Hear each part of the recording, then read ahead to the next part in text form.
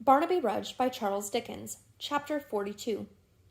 The Royal East London Volunteers made a brilliant sight that day, formed into lines, squares, circles, triangles, and what not, to the beating of drums and the streaming of flags, and performed a vast number of complex evolutions, in all of which Sergeant Varden bore a conspicuous share.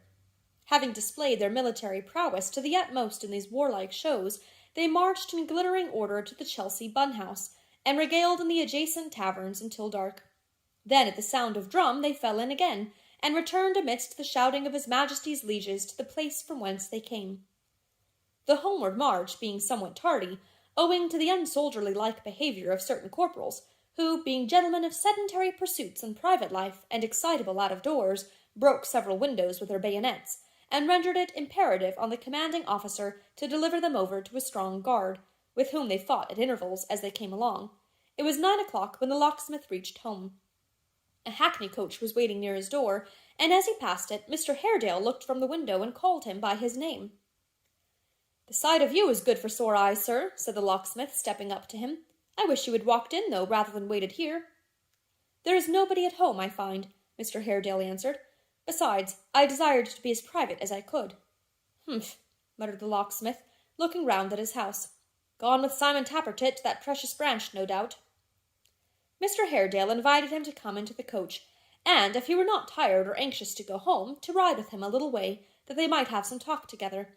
Gabriel cheerfully complied, and the coachman, mounting his box, drove off. "Varden," said Mr. Haredale, after a moment's pause, "you will be amazed to hear what errand I am on. It will seem a very strange one." "I have no doubt it's a reasonable one, sir, and has a meaning in it," replied the locksmith, "or it would not be yours at all. Have you just come back to town, sir?" "But half an hour ago." "Bringing no news of Barnaby or his mother?" said the locksmith dubiously. "Ah, you needn't shake your head, sir. It was a wild goose chase. I feared that from the first. You exhausted all reasonable means of discovery when they went away. To begin again after so long a time has passed is hopeless, sir. Quite hopeless." "Why, where are they?" he returned impatiently. "Where can they be? Above ground?" "God knows," rejoined the locksmith. "Many that I knew about it 5 years ago have their beds under the grass now. And the world is a wild place. It's a hopeless attempt, sir, believe me. We must leave the discovery of this mystery, like all others, to time and accident and heaven's pleasure." "Varden, my good fellow," said Mr. Haredale, "I have a deeper meaning in my present anxiety to find them out than you can fathom. It is not a mere whim. It is not the casual revival of my old wishes and desires, but an earnest, solemn purpose. My thoughts and dreams all tend to it, and fix it in my mind. I have no rest by day or night. I have no peace or quiet. I am haunted." His voice was so altered from its usual tones, and his manner bespoke so much emotion, that Gabriel in his wonder could only sit and look towards him in the darkness, and fancy the expression of his face. "Do not ask me," continued Mr. Haredale, "to explain myself. If I were to do so, you would think me the victim of some hideous fancy. It is enough that this is so, and that I cannot, no, I cannot, lie quietly in my bed without doing what will seem to you incomprehensible." "Since when, sir," said the locksmith, after a pause, "has this uneasy feeling been upon you?" Mr. Haredale hesitated for some moments, and then replied, "Since the night of the storm. In short, since the last 19th of March." As though he feared that Varden might express surprise or reason with him, he hastily went on, "You will think, I know, I labour under some delusion. Perhaps I do. But it is not a morbid one. It is a wholesome action of the mind, reasoning on actual occurrences. You know the furniture remains in Mrs. Rudge's house, and that it has been shut up by my order since she went away, save once a week or so when an old neighbour visits it to scare away the rats. I am on my way there now." "For what purpose?" asked the locksmith. "To pass the night there," he replied, "and not tonight alone, but many nights. This is a secret which I trust to you in case of any unexpected emergency. You will not come unless in case of strong necessity to me. From dusk to broad day I shall be there. Emma, your daughter, and the rest suppose me out of London, as I have been until within this hour. Do not undeceive them. This is the errand I am bound upon. I know I may confide it to you, and I rely upon your questioning me no more this time." With that, as if to change the theme, he led the astounded locksmith back to the night of the Maypole highwaymen, to the robbery of Edward Chester, to the reappearance of the man at Mrs. Rudge's house, and to all the strange circumstances which afterwards occurred. He even asked him carelessly about the man's height, his face, his figure, whether he was like anyone he had ever seen, like Hugh, for instance, or any man he had known at any time, and put many questions of that sort, which the locksmith, considering them as mere devices to engage his attention and prevent his expressing the astonishment he felt, answered pretty much at random. At length they arrived at the corner of the street in which the house stood, where Mr. Haredale, alighting, dismissed the coach. "If you desire to see me safely lodged," he said, turning to the locksmith with a gloomy smile, "you can."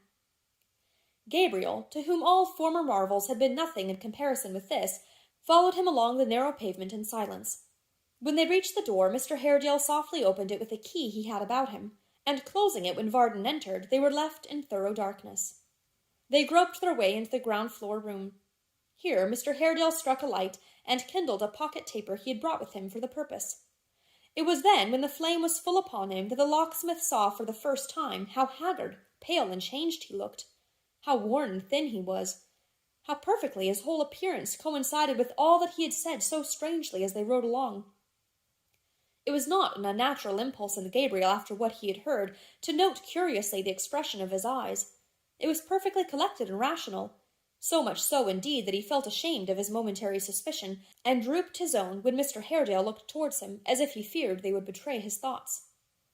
"Will you walk through the house?" said Mr. Haredale, with a glance towards the window, the crazy shutters of which were closed and fastened.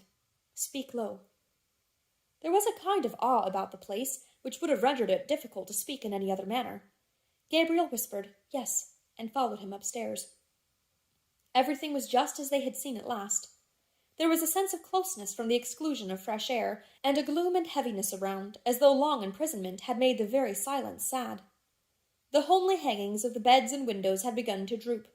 The dust lay thick upon their dwindling folds, and damps had made their way through ceiling, wall, and floor. The boards creaked beneath their tread, as if resenting the unaccustomed intrusion. Nimble spiders, paralyzed by the taper's glare, checked the motion of their 100 legs upon the wall, or dropped like lifeless things upon the ground. The death watch ticked, and the scampering feet of rats and mice rattled behind the wainscot. As they looked about them on the decaying furniture, it was strange to find how vividly it presented those to whom it had belonged, and with whom it was once familiar. Grip seemed to perch again upon his high-backed chair, Barnaby to crouch in his old favourite corner by the fire, the mother to resume her usual seat and watch him as of old. Even when they could separate these objects from the phantoms of the mind which they invoked, the latter only glided out of sight, but lingered near them still, for then they seemed to lurk in closets and behind the doors, ready to start out and suddenly accost them in well-remembered tones. They went downstairs, and again into the room they had just now left. Mr. Haredale unbuckled his sword and laid it on the table with a pair of pocket-pistols, then told the locksmith he would light him to the door. "But this is a dull place, sir," said Gabriel, lingering. "May no one share your watch?" He shook his head, and so plainly evinced his wish to be alone, that Gabriel could say no more. In another moment the locksmith was standing in the street, whence he could see that the light once more travelled upstairs, and soon returning to the room below, shone brightly through the chinks of the shutters. If ever man were sorely puzzled and perplexed, the locksmith was that night. Even when snugly seated by his own fireside, with Mrs. Varden opposite in a nightcap and night-jacket, and Dolly beside him, in a most distracting dishabille, curling her hair and smiling as if she had never cried in all her life and never could, even then with Toby at his elbow and his pipe in his mouth, and Miggs, but that perhaps was not much, falling asleep in the background, he could not quite discard his wonder and uneasiness. So in his dreams, still there was Mr. Haredale, haggard and careworn, listening in the solitary house to every sound that stirred, with the taper shining through the chinks until the day should turn it pale and end his lonely watching.